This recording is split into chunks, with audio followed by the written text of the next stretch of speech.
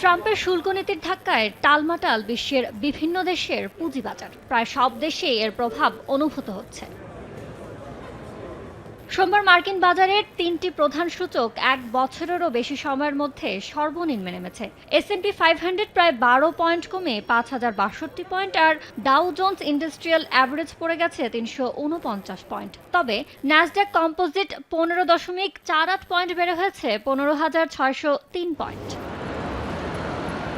শুল্ক কমানোর দর কষাকষির আশা সামনে রেখে মঙ্গলবার সকালে এশিয়ার পুঁজিবাজারগুলোয় ইতিবাচক প্রবণতা দেখা গেছে।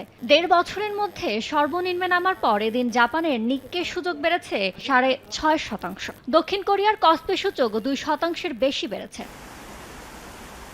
যুক্তরাষ্ট্রের সঙ্গে বাণিজ্য যুদ্ধ শুরু হয় চীনের বাজার সোমবার 7% বেশি পড়লেও মঙ্গলবার CSI 300 ইন্ডেক্স ও সাংহাই কম্পোজিট ইন্ডেক্স সামান্য বেড়েছে। পাশাপাশি হংকংয়ের হ্যাংসেং ও হ্যাংসেং টেক সূচক যথাক্রমে 2 ও 4.5% বেড়েছে।